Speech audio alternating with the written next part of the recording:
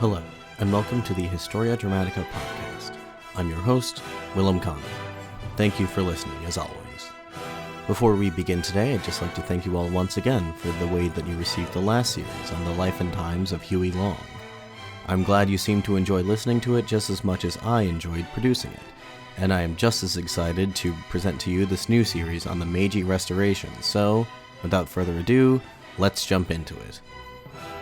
On July 2nd, 1853, an American fleet of warships led by Commodore Matthew Perry arrived in the Bay of Edo, modern Tokyo, the capital of Japan. This singular event was so shocking to the Japanese people that from it commenced over 2 decades of revolution, reform, revolt, and civil unrest, known collectively as the Meiji Restoration. Previously a feudal backwater on the edges of the modern world, Japan would emerge from the decades of the Meiji Restoration as a modern, centralized nation-state, capable of challenging the empires of the Western world.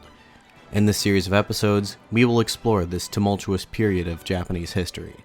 But, in order to properly understand the Meiji Restoration, we must first examine the state of Japanese politics and society prior to the arrival of Commodore Perry in 1853. Our narrative starts all the way back in the year 1600 with the Battle of Sekigahara. This battle pitted the Western Alliance, led by Toyotomi Hideyori, against the Eastern Alliance, led by Tokugawa Ieyasu. Over 160,000 men fought on either side of this battle, making it the largest battle in Japanese history up to that point. The victory of Tokugawa Ieyasu at the Battle of Sekigahara effectively ended the Sengoku Jidai, a period of nearly 150 years of near-constant civil war in Japan. Ieyasu's victory allowed him to found the Tokugawa Shogunate, the government that would rule Japan for nearly 250 years of relative peace and stability. How was Ieyasu able to forge such a long-lasting regime from the anarchy of the Warring States period? The system of government devised by Ieyasu has been described, quite paradoxically, as centralized feudalism. To start with, the Tokugawa shogunate was fundamentally divided between the bakufu, or the central government, and the han, or the domains.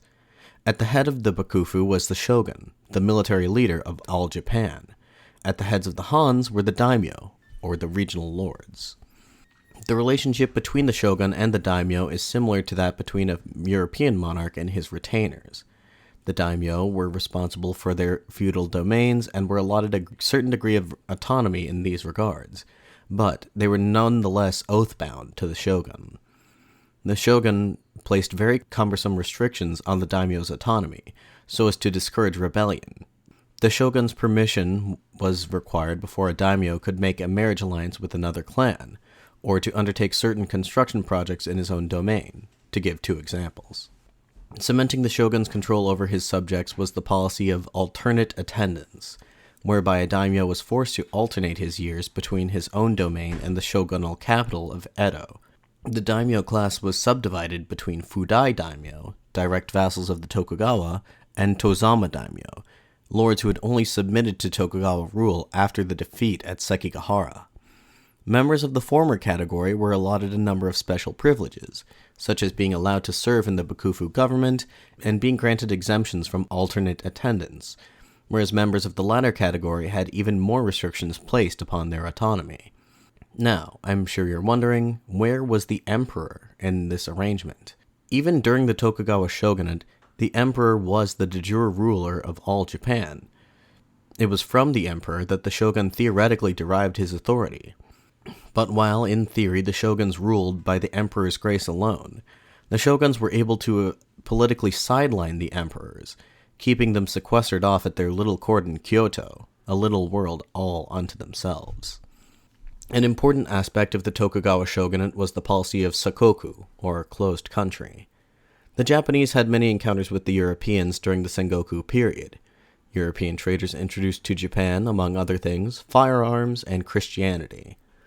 Tokugawa Ieyasu, for his part, recognized the threat that these things posed to the long-term stability of his regime, and so he adopted an isolationist foreign policy, which his successors devoutly maintained.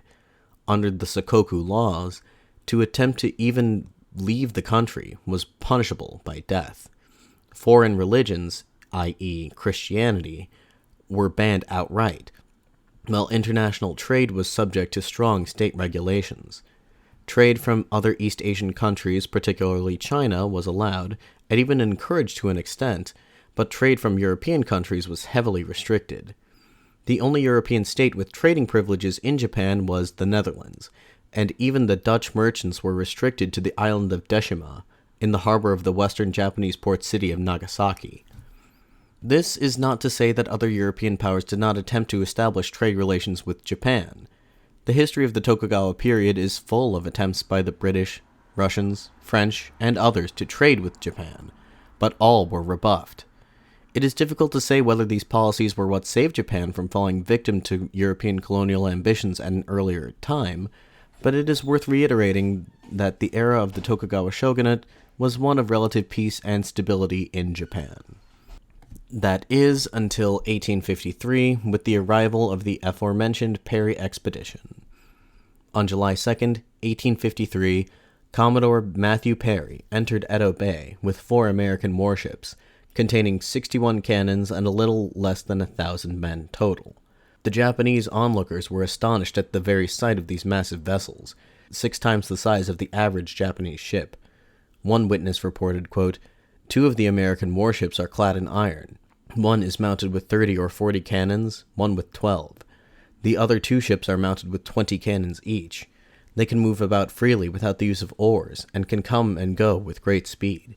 They are like floating castles, which can move about as they please." End quote.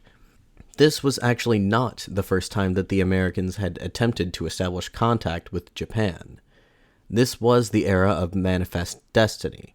The United States had just expanded its borders to the western coast of the North American continent, and now their ships were traveling across the Pacific Ocean in order to establish trade with the nations of Asia. In 1844, the United States established a commercial treaty with China. Only 2 years later, an expedition under Captain James Biddle arrived in Edo Bay to establish relations with Japan. He was, of course, rebuffed and told to withdraw, which he politely did. Thus, when the Bakufu was warned via the Dutch, a year in advance of Commodore Perry's expedition, it was not cause for great alarm. There was a critical difference between the 2 efforts, however. Commodore Perry's expedition, unlike Biddle's, was authorized to use force if deemed necessary.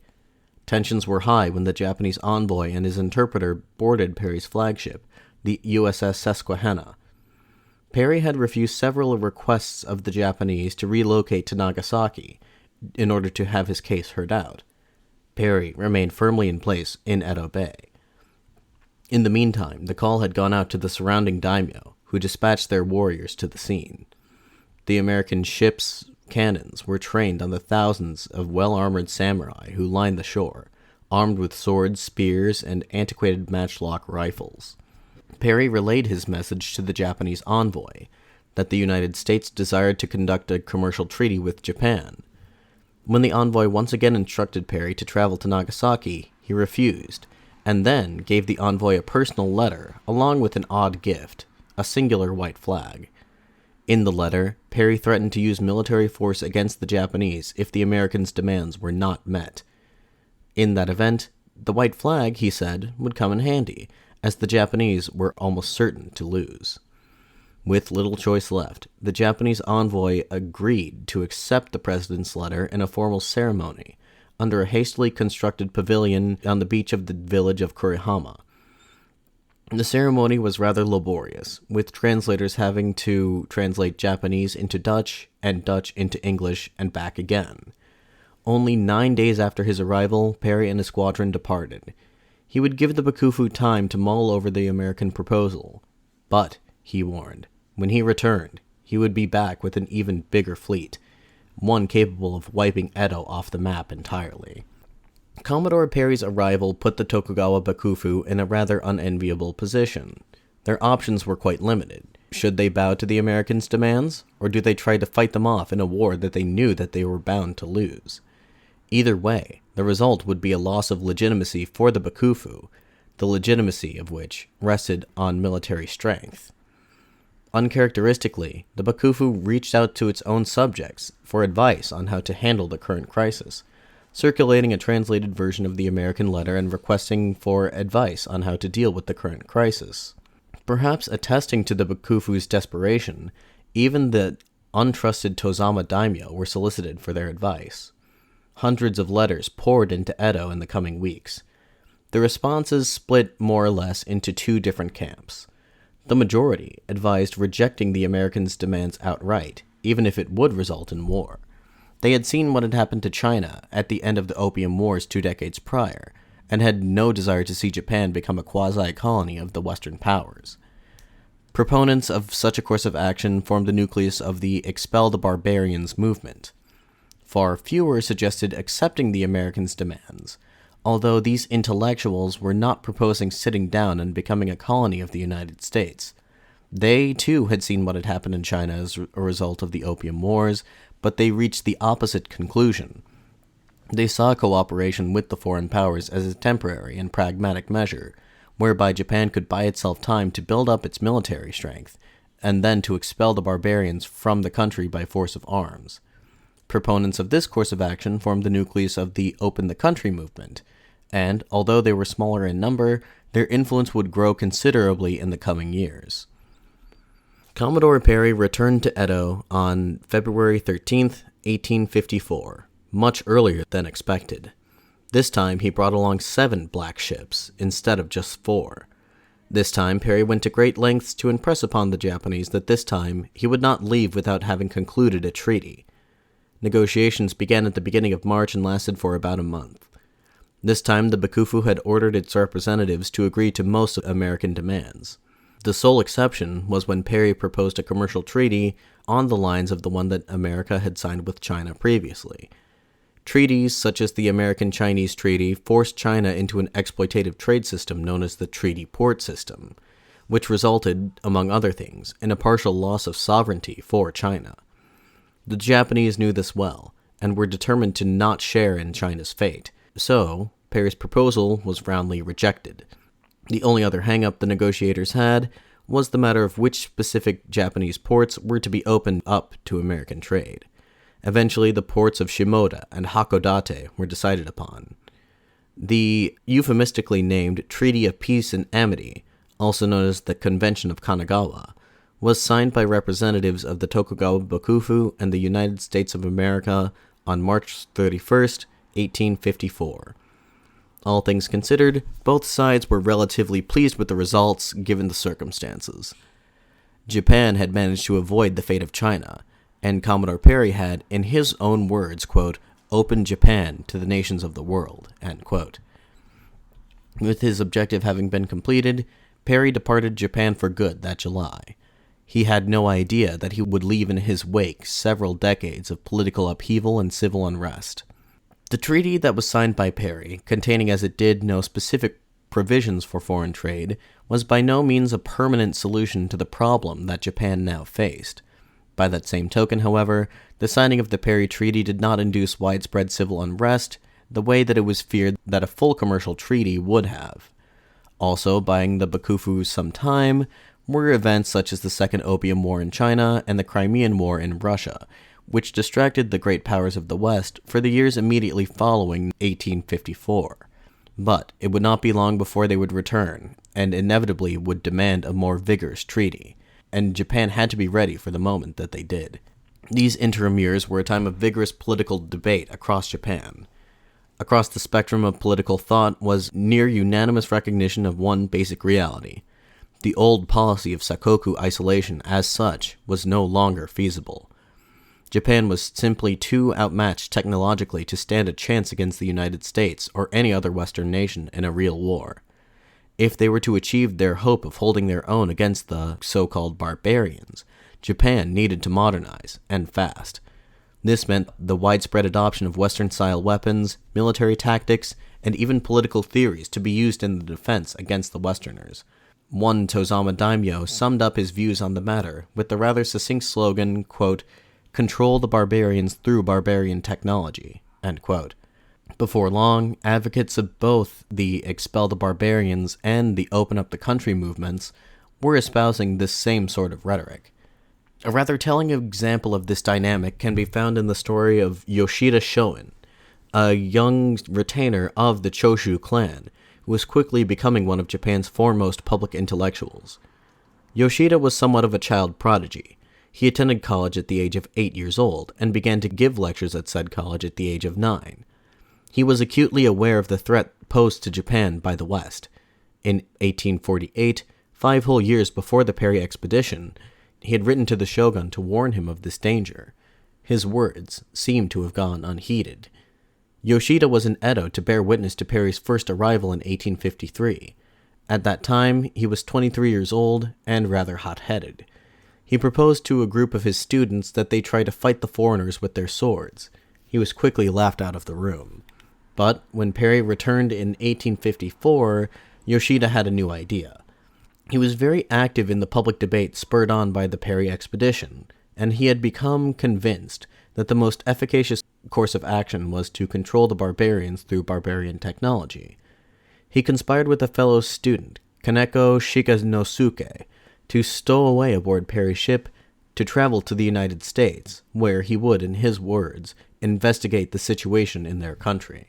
On April 25, 1854, shortly after the signing of the Convention of Kanagawa, Yoshida approached an American Marine with a letter requesting to be allowed aboard his ship. He was refused entry. Later, under the cover of night, Yoshida, along with his accomplice, approached Perry's flagship in a wooden rowboat. As the two climbed up the side of the ship, they were spotted by American sailors who raised the alarm. Once caught, the 2 Japanese men begged to be allowed aboard, telling Perry that, under the current law, attempting to leave Japan carried with it stiff penalties, including death. Perry was well aware of this, but he wasn't about to jeopardize his treaty by so flagrantly defying the law of Japan.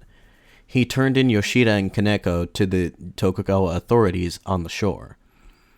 Perry was rather impressed by their bravado, and made a note of them in his official report back home, although he never really bothered to learn either of their names.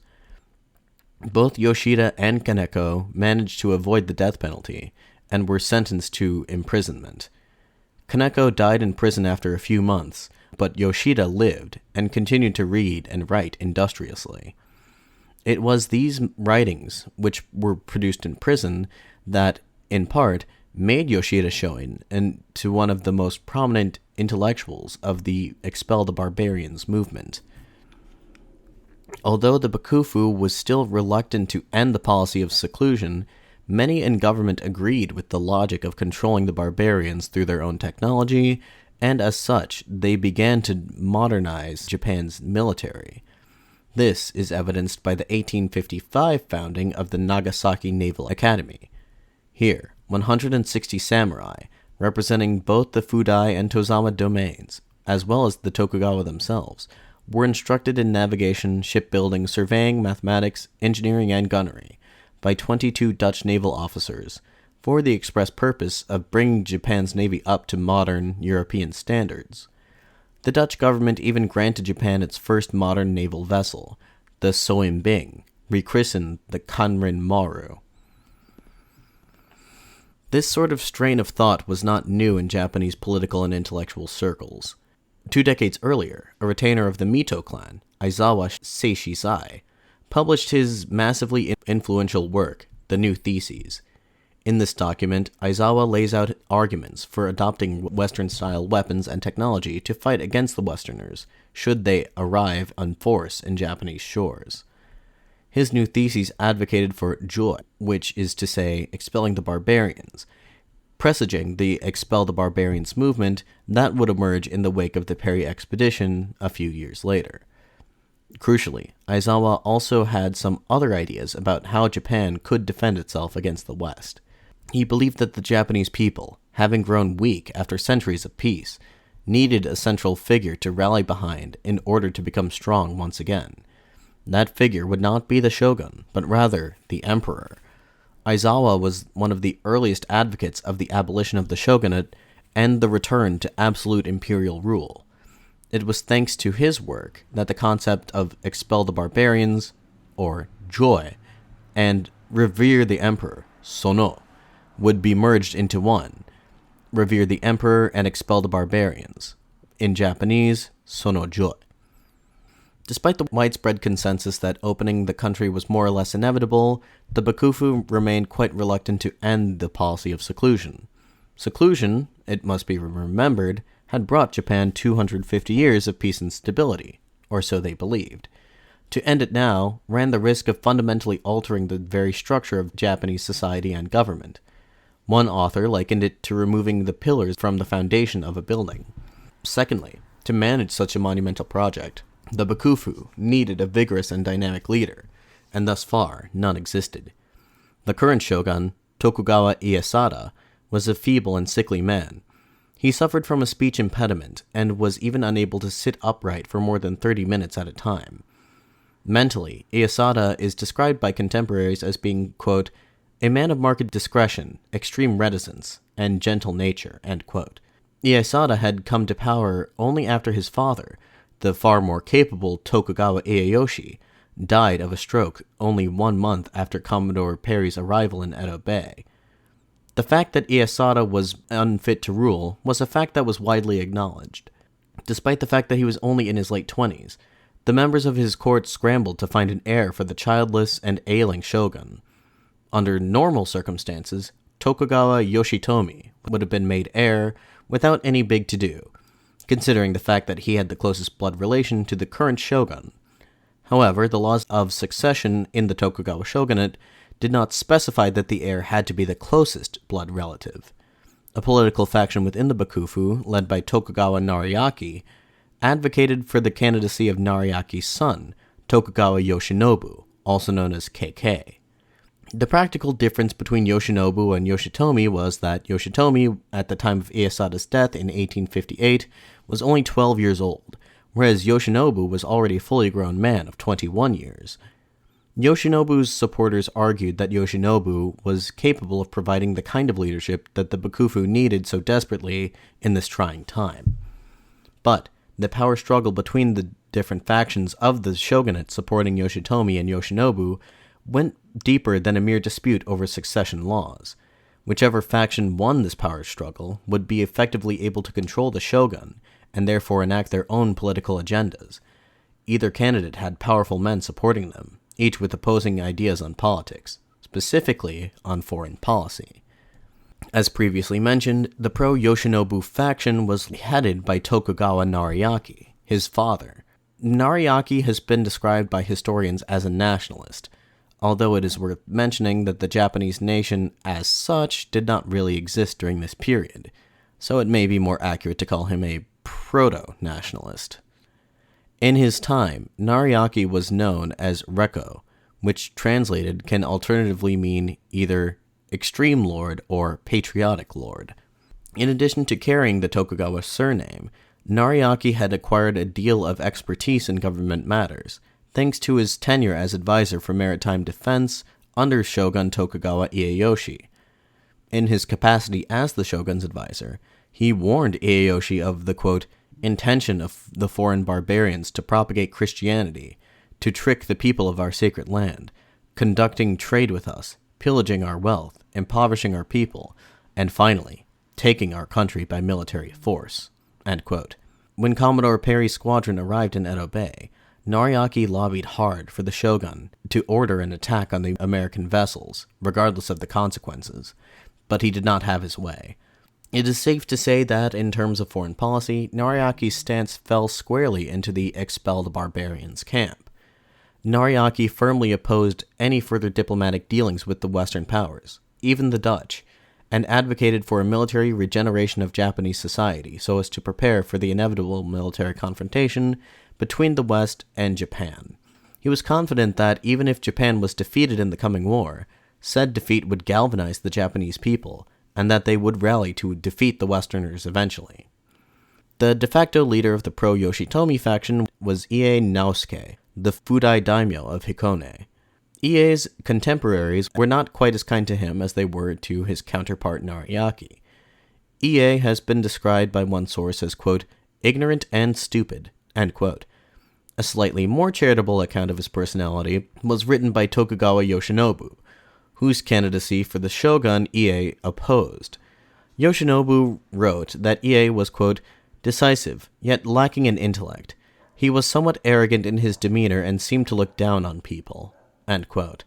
Ie's views on foreign policy greatly contrasted with Nariaki's. However, don't misunderstand. Ie was by no means a foreign bootlicker. Like almost all other Japanese people at the time, Ie despised the arrogant foreigners just as much as everyone else. In his heart of hearts, Ie would have wanted nothing more than to expel the barbarians. However, Ie was a pragmatist. He, like many others, realized that a military confrontation with the United States would be suicidal. Thus, he advocated for continuing to deal diplomatically with the United States and opening up the country, if only so that Japan could harness the secrets of the West and then turn them against them. Events between 1854 and 1858 only served to further support the notion that the opening of Japan was an inevitability. The British concluded a treaty with Japan along similar lines to the American treaty mere months after it was signed. In 1857, the Netherlands followed suit, requesting a rearrangement of the terms of the long-standing Deshima Agreement. Under the old policies of isolation, Dutch trade, as previously mentioned, was subject to severe restrictions. The number of ships coming in every year was limited to 1, sometimes 2. Certain materials were forbidden to be traded, and there was an annual limit on the value of traded items. Per the terms of the new Dutch-Japanese treaty, the majority of these restrictions were lifted. That same year, a Russian mission arrived at Nagasaki, also requesting a treaty, which they were granted.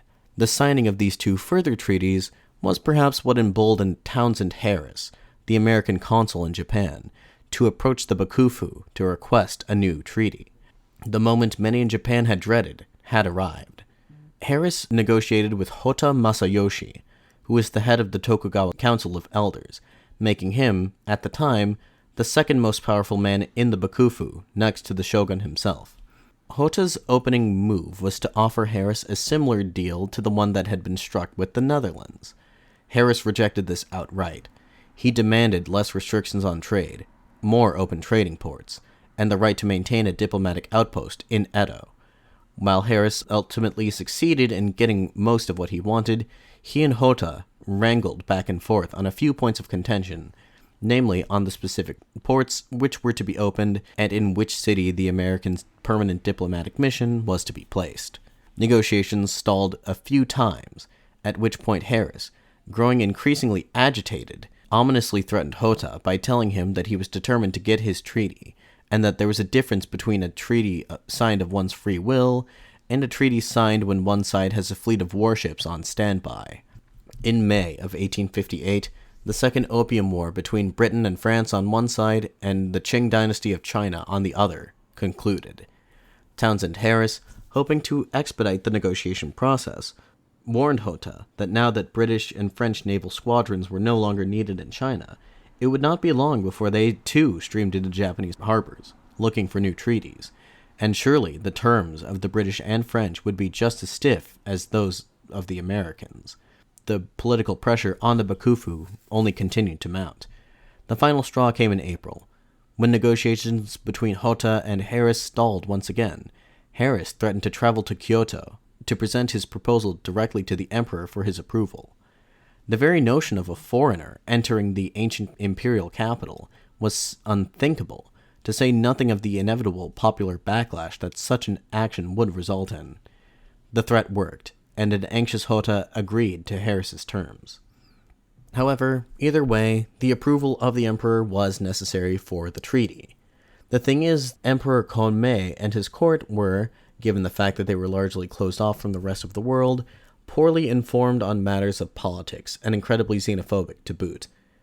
Tokugawa Nariaki sought to take advantage of this to block the approval of the treaty. In advance of Hotta's arrival at Kyoto, he sent a series of messages to the imperial court, where he, as a member of the Tokugawa clan, had some connections. The court did not deign to give Hotta a reply until 4 months later, at which point they did not grant their approval, but instructed him to consult the daimyos once again. Having failed in his mission to secure a treaty with the United States, Hotta resigned in disgrace. Unbeknownst to Tokugawa Nariaki, this maneuver would play right into the hands of his greatest adversary, Ie Naosuke. Hotta's position as the head of the Grand Council of Elders was filled by Ie, who was granted the honorific title of Tairo, or Great Leader. Ie's first order of business, once in power, was to finally sign the Harris Treaty. The terms of the final treaty were as follows. In addition to the already opened ports of Shimoda and Hakodate, 4 new ports were to be opened to American trade in the next 2 years: Kanagawa, Nagasaki, Hyogo, and Niigata. There was to be a permanent American diplomatic presence in the cities of Edo and Osaka. In all of these cities, the Americans were to be granted the rights to build their own settlements, including a provision for the construction of Christian churches. Additionally, the Americans were granted the right of extraterritoriality, meaning that American subjects on Japanese soil would not be subjected to Japanese law, but American law instead. The terms of this treaty seemed all too similar to those of the so-called unequal treaties imposed on China at the end of the Opium Wars.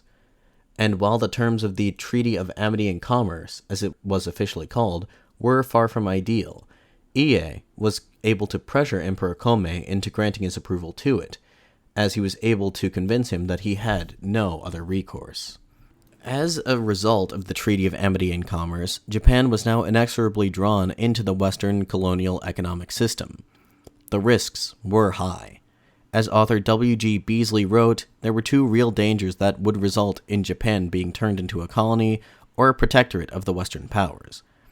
The first, more optimistic scenario was that if the Japanese economy was able to adjust smoothly and the country was to be integrated into the global economy, it would become a sort of lesser partner to the Western powers and effectively relegated to a semi-colonial status, much like China had.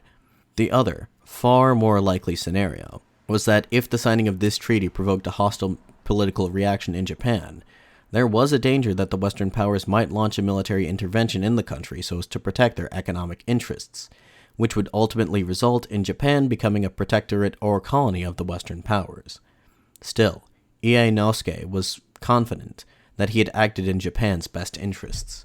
He firmly believed that he was buying Japan enough time to build up its economic and military strength, in preparation for the inevitable military conflict between itself and the West.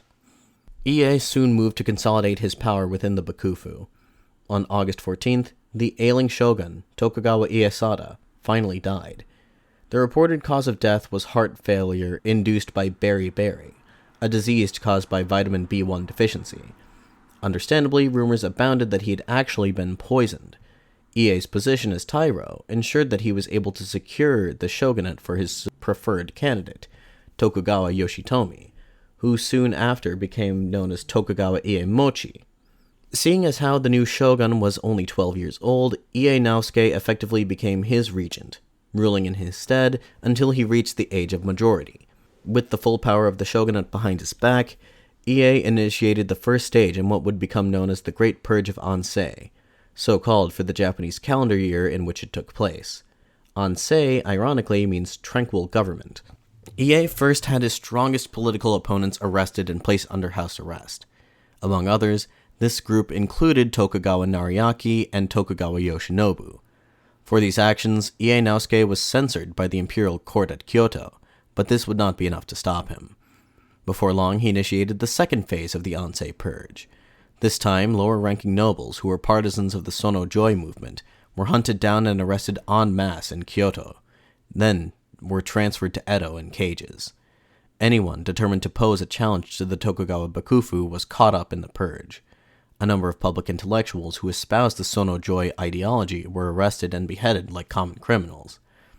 Among those arrested and executed was Yoshida Shoin, the man who had, only 4 years earlier, attempted to stow away aboard Commodore Perry's flagship. He was only 29 years old.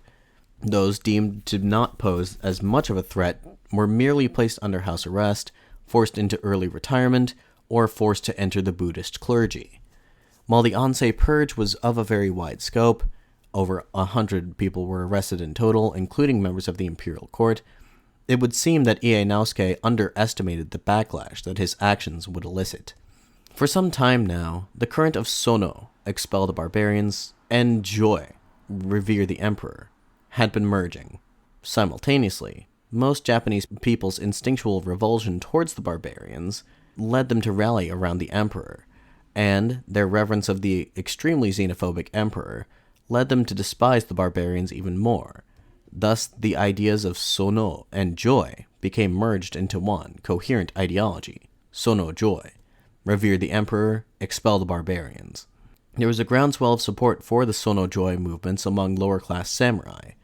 Some came from Tokugawa and Fudai domains, as evidenced by Tokugawa Nariaki, but most came from Tozama domains, such as Tosa, Choshu, and Satsuma. Long having been sidelined from politics for most of the shogunate's history, they saw their chance when the Bakufu effectively democratized the Han system by soliciting all the domains for their advice on how to deal with the crisis. Many lower-class samurai left their masters to congregate with other like-minded samurai in the cities of Kyoto and Edo. By abandoning their masters, they became ronin. But whereas the term ronin previously referred to a lordless samurai, the term now took on a new meaning. These new ronin were politicized to a degree that their predecessors had not been. These new ronin were political renegades, outlaws who intentionally left the service of their lord. The new ronin were not even all members of the samurai class. Some were farmers, others were merchants, but what bound them together was the ideology of sono joy. Over time, a new identity emerged for this group, the Isshin Shishi, or simply the Shishi. The late Yoshida Shoin defined the Isshin Shishi as, quote, a patriot of high aspiration, a person who in times of peace reads books, studies moral teachings, discusses government policy, and considers the advantages and disadvantages of the past and present. But, in times of war, one who implements his everyday aspirations for the sake of the country. End quote. From the outset, the Isshin Shishi were very openly critical of the Bakufu. The shogun acted on behalf of the emperor, and since he had failed in his moral duty to expel the barbarians, he had forfeited the right to his power. For the time being, however, most Isshin Shishi did not openly call for an end to the Bakufu. However, future events would eventually radicalize them to that point. The first such event was the signing of the Harris Treaty. Details about the treaty were not kept secret. In fact, the Bakufu openly circulated copies of the treaty throughout the domains. Anyone with basic political literacy could understand the terms of the treaty and the implications that it held for the country. The Ansei Purge, rather than exorcising all sono joy thought from Japanese society, only served to further galvanize it. Men, such as Yoshida Shoin and Tokugawa Nariaki, who died under house arrest, became martyrs, and Ie Naosuke came to be despised as a tyrant. The tyrannical reign of Ie Naosuke lasted only 20 months before it met a violent end. On March 23rd, a group of 18 shishi met at a tavern in Edo. All but one of them were former retainers of the Mito domain, Tokugawa Nariaki's old domain. The last man hailed from the Satsuma domain.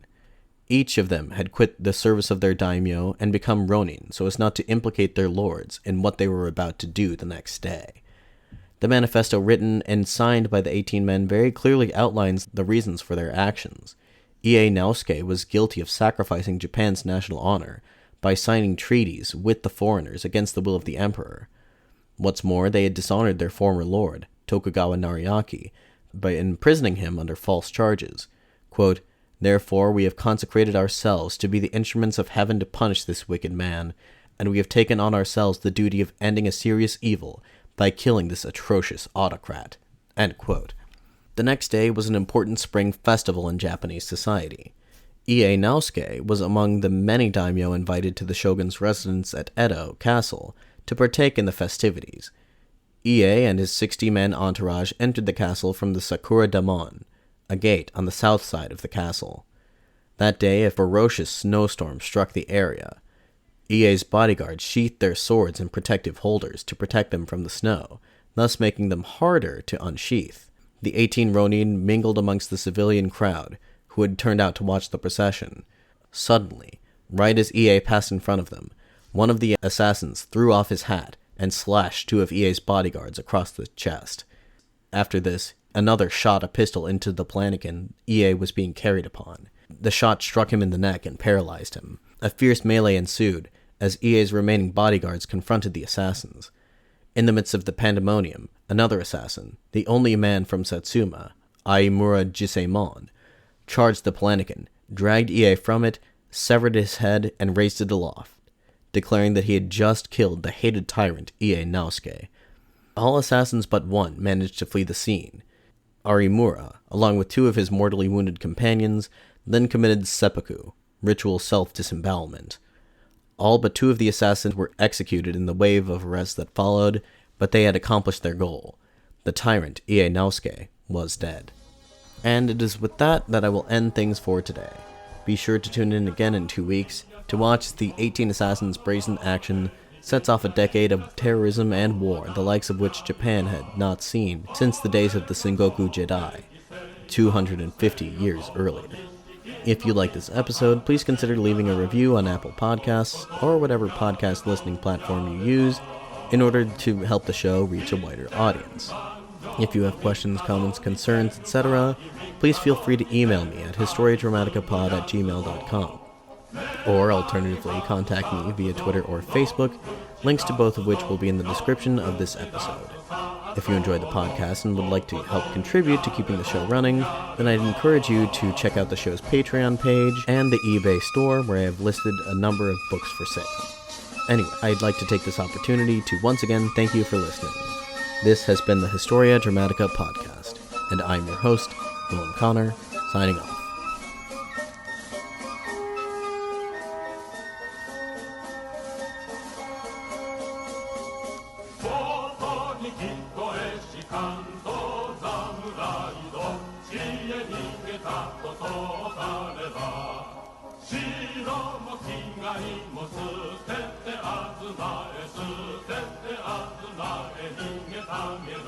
To to tom jare na